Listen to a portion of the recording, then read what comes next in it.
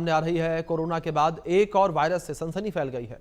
America में स्क्रूवर्म virus मिला है। इसका पहला केस मिला है। मैरीलैंड में स्क्रूवर्म का पहला मामला सामने आया है। हाल ही में ग्वाटेमाला से अमेरिका ये व्यक्ति आया था। ये बड़ी खबर निकलकर सामने आ रही है। तो कोरोना के बाद, कोविड के बाद एक और नए वायरस का ये मामला निकलकर सामने आ रहा है। एक और नया वायरस जो है वो पाया गया है। तो ये बड़ी खबर है जो निकलकर सामने आ रही है। एक और नया वायरस पाया गया है। स्क्रूवर्म ये वायरस पाया गया है। बड़ी खबर है जिस बीच से निकलकर सामने आ रही है। तो कोविड के बाद एक और नया वायरस जो है वो सामने आया है। इस वायरस से लोगों में सनसनी फैल गई है। ग्वाटेमाला में लौटने के बाद मैरीलैंड के एक निवासी का न्यू वर्ल्ड स्क्रूवर्म नामक एक दुर्लभ मांसभक्षी परजीवी का इलाज किया गया है। 2023 के अंत में इस परजीवी के उत्तर की ओर फैलने के बाद से ये अमेरिका में पहला मामला है। रिपोर्ट्स के मुताबिक ये व्यक्ति हाल ही में ग्वाटेमाला से अमेरिका वापस आया था। पिछले हफ्ते अमेरिका रोग नियंत्रण एवं रोकथाम केंद्र के साथ एक बातचीत के दौरान राज्य के पशु चिकित्सकों के साथ इस मामले को साझा किया गया था। दरअसल स्क्रूवर्म परजीवी मक्खियां होती हैं जो गर्म रक्त वाले जानवरों के घावों में अंडे दे देती हैं, और जब अंडे फूटते हैं तो लार्वा जीवित मांस में घुस जाते हैं और उसे इस तरह खाते हैं जैसे कोई पेंच लकड़ी में बदल गया हो। इसलिए उनका ये नाम पड़ा है। और ये ज़्यादातर मवेशियों और वन्य जीवों को संक्रमित करते हैं, लेकिन इंसान भी इससे प्रभावित हो सकते हैं। अगर इलाज न किया जाए तो संक्रमण जानलेवा हो सकता है। इलाज में सैकड़ों लार्वा को निकालने और घावों को कीटाणु रहित करना शामिल है। शुरुआती इलाज में आमतौर पर मौत से बचा जा सकता है।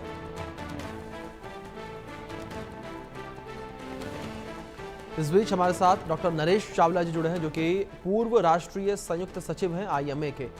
डॉक्टर नरेश जी, बहुत स्वागत है आपका। सर, सबसे पहले तो मैं आपसे इस वायरस के बारे में समझना ही चाहूँगा। जो मैंने अभी पढ़ा, जो मैंने अपने दर्शकों को बताया, वो तो जाहिर तौर पर एक मेडिकल लैंग्वेज में लिखी हुई बात थी कि ये वायरस है, इससे ये होता है। लेकिन सर, एक नॉर्मल आम बोलचाल की भाषा में समझना चाहे इस वायरस को तो कैसे समझेंगे?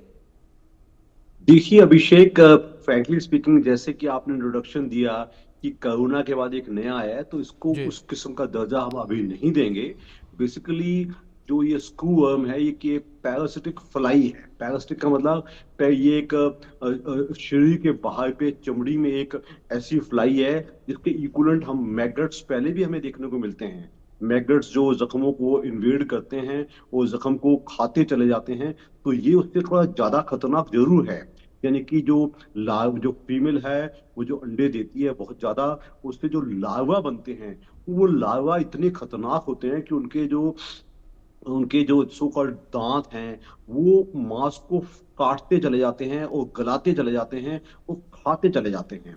तो हम जी। ये चिंता का विषय तो है, क्योंकि पहली बात तो ये भी, जैसे हमारा कोरोना था, ये भी एक जूनोटिक बीमारी है। जूनोटिक का मतलब इसका जो जो इसका जन्म है वो जानवरों से ही हो रहा है। वो अभी ये जानवरों को ही, मवेशियों को, कैटल को, इनको ज्यादा इन्फेक्ट करती है, उन्हीं को ही मार रही है।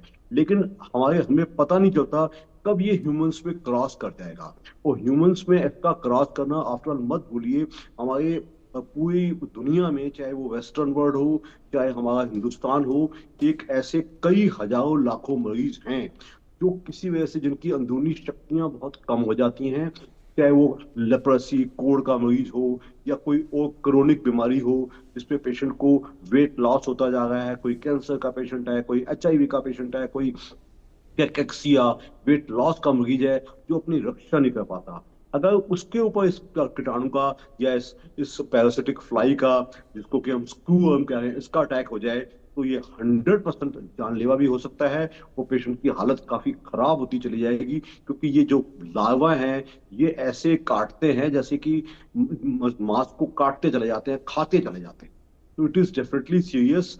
जो जी। अभी तक हमारा ज्ञान है, जो ये ग्वाटेमाला के केस जो कि मैरीलैंड में, अमेरिका में डिटेक्ट हुआ है, तो ये डेफिनेटली एक चिंता का विषय है। लेकिन इसका भी एक्सटेंट, इसकी तादाद और इसका जो रीच है, अभी काफी कम है। तो अभी हम इसका कोरोना से मुकाबला तो नहीं करेंगे, but no doubt it is a new disease जो हमें परख करने की जरूरत है। और जो भी लोग वाइल्ड लाइफ में इन्वॉल्व हैं, जो पोल्ट्री में इन्वॉल्व हैं, जो एनिमल केयर में इन्वॉल्व हैं, उनको भी बचाना बहुत जरूरी है कि उनको बकायदा मास्क पहन के रहना, वो हैंड वॉश पे ध्यान देना, जो मिनिमम प्रिकॉशंस हम कोरोना के जी। दौरान हमेशा आम जनता को बरतने के लिए कहते आए हैं, वो आज भी अपनाई जाएं।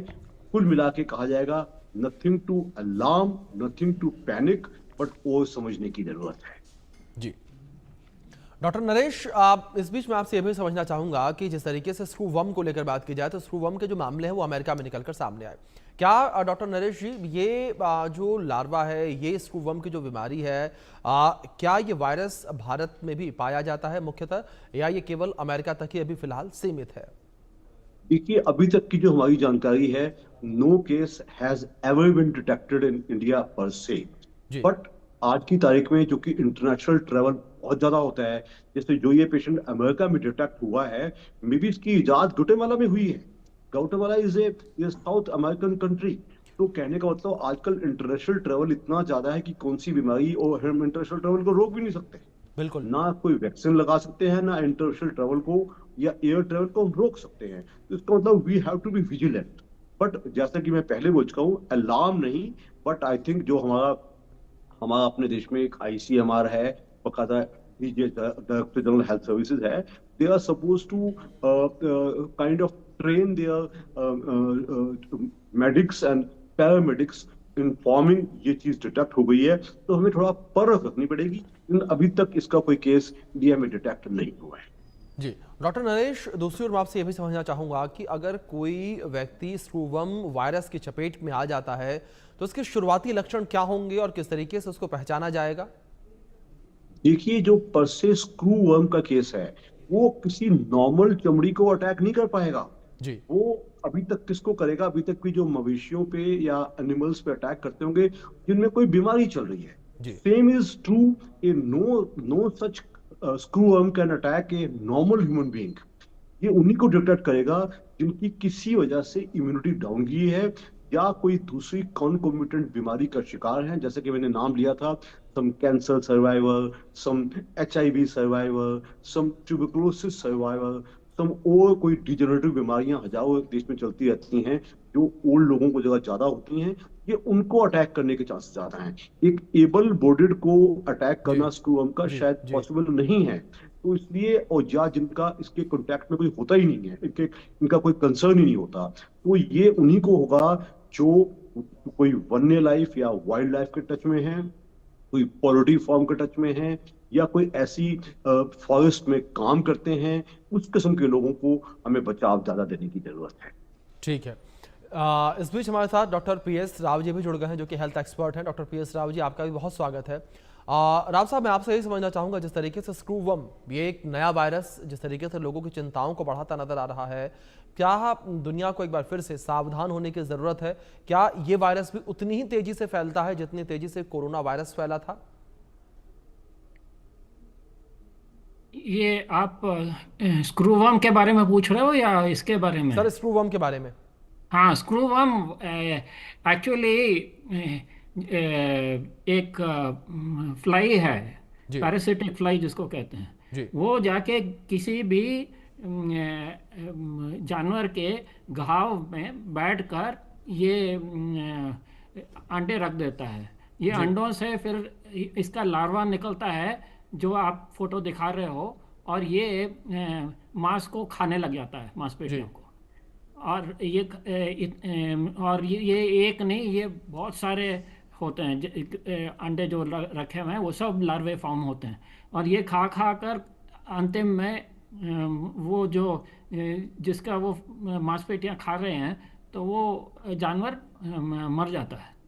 तो ये फिर जो लार्वे हैं, वो नीचे ज़मीन पर गिरकर फिर उसको प्यूपेट करके फिर वो फिर से उड़कर उड़ने लग जाता है। ये जैसे कि काफ़ी दूसरे इंसेक्ट्स में हम देखते हैं ना। और ये जो हाउस फ्लाई जिसको कहते हैं, घर में जो फ्लाई होता है, वो भी वो घाव में मैगट्स रखता है। ये अंडे रखकर फिर उसमें मैगट्स बनता है। पर उसमें और इसमें फ़र्क ये है कि जो मैगट्स है, ये सिर्फ उतना ही खाते हैं घाव में जो खराब है, उसमें जो टिश्यू मर गया है या उसमें घाव है। पर जो मांसपेशियां सही है, सलामत हैं, उनको नहीं खाता है मैगट। इसलिए मैगट को हम लोग पहले तो आजकल तो मैं ये देखता नहीं हूँ, पर पहले इसको किसी भी घाव को साफ करने के लिए मैगट्स यूज़ किया करते थे। पर स्क्रू वर्म के केस में ये सिर्फ उसने घाव को में जो मरा हुआ या खराब हुआ हुआ टिश्यू है, सिर्फ उतना ही नहीं, वो एक्चुअल जो जिंदा है उसको भी खाने लग जाता है। इसीलिए इससे इतनी हानि हो जाती है। और ये जानवरों में तो मालूम था, पर ये पहला केस है जो वो कह रहे हैं कि मनुष्य के किसी घाव को ये खाने लग गया है। ये घाव अगर घाव है तो उसमें ही ये एंट्री होता है, ये किसी हवा से या पानी से या किसी और तरीके से नहीं होता है। और ये अगर चमड़ा सही है तो उसको काट के अंदर नहीं घुसता है, ये जी घाव हो तभी ये होता है। जी जी, ठीक है। डॉक्टर नरेश, मैं आपका रुख करूंगा, क्या सरकार के स्तर पर कोई निगरानी या सर्विलांस मैकेनिज्म इसको लेकर मौजूद है? क्योंकि जिस तरीके से स्क्रू वर्म का जिक्र आपने भी किया, यहाँ पर राव साहब भी ने किया, जाहिर तौर पर ये वायरस शुरुआती स्टेज में खतरनाक तो नजर आता है, भले ही ये इंडिया में भी मौजूद ना हो। देखिए अभिषेक, मैं पहले ही कहूँ, पहले तो इसका कोरोना से मुकाबला करना बिल्कुल ही गलत है, जी क्योंकि एसेंशियली ये पैरासिटिक फ्लाई है जो कि अंडे देती है। इसके हाउस फ्लाई भी अंडे देती है, इसमें मैगट्स मैं पहले ही बोल चुका हूँ। लेकिन मैगट्स इतने खतरनाक नहीं होते। इसके जो लार्वा होते हैं उसको एक तरह से कहा जाएगा, उसके दांत बहुत तेज होते हैं और वो हेल्दी टिश्यू को भी इन्वेड करती चली जाती है, खाती चली जाती है। तो अभी तक आपका पूछना कि पब्लिक इसको कोई हम पब्लिक हेल्थ प्रॉब्लम मान सकते हैं, I would say not at all.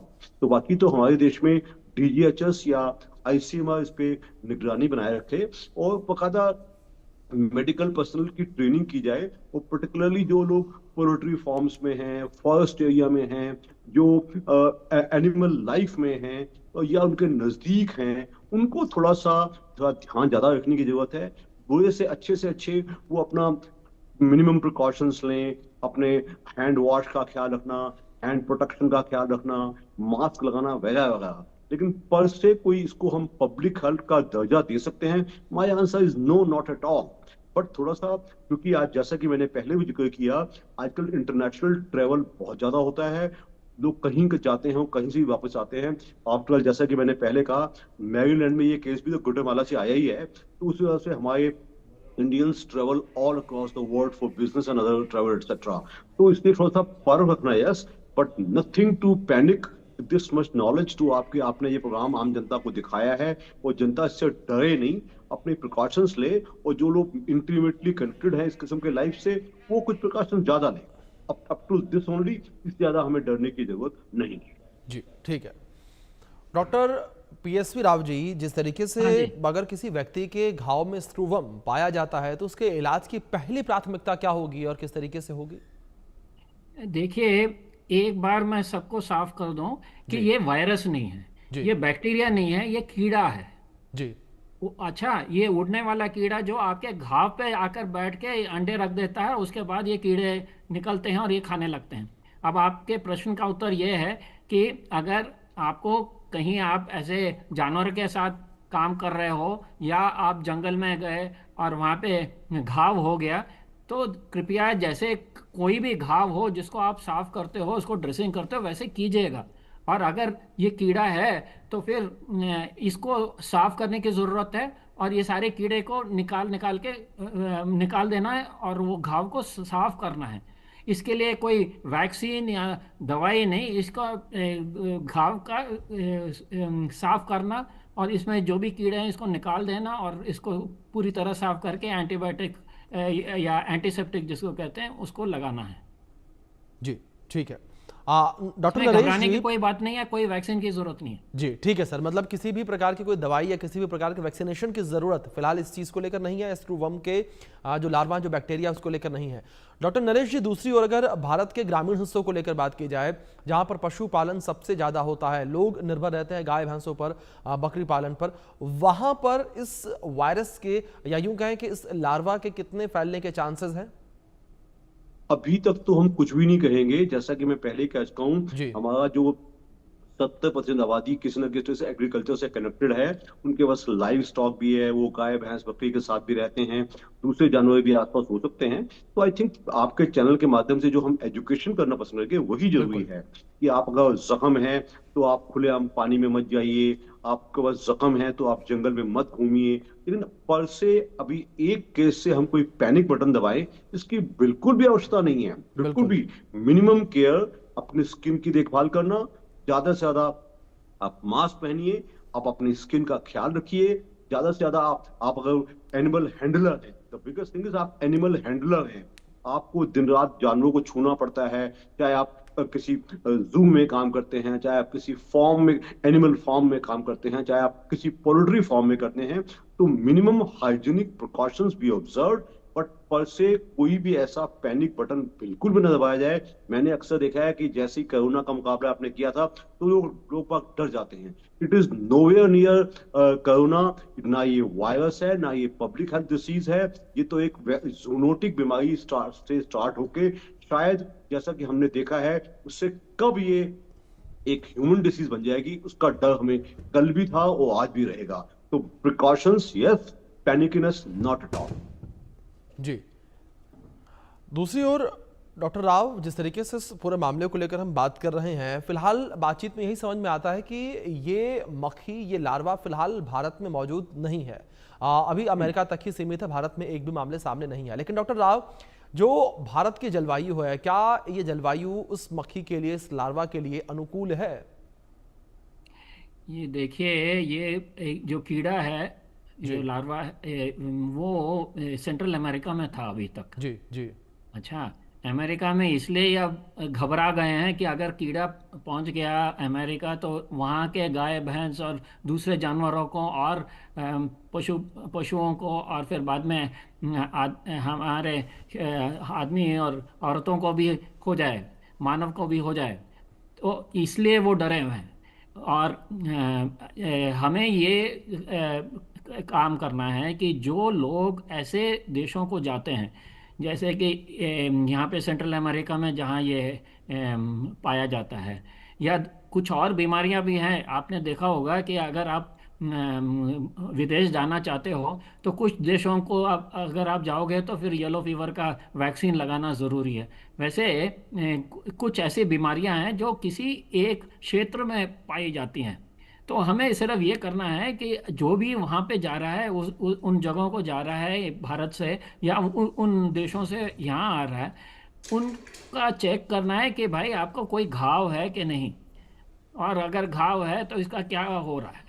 सिर्फ उतना ही करना है, इसमें और कुछ घबराने की बात नहीं है। पर अगर ये, और इसलिए ये चेतावनी है क्योंकि अगर हमारे देश को आ गया और फैलने लग गया तो हमारे पशुओं को और हमारे मानवों को भी तकलीफ होने वाली है।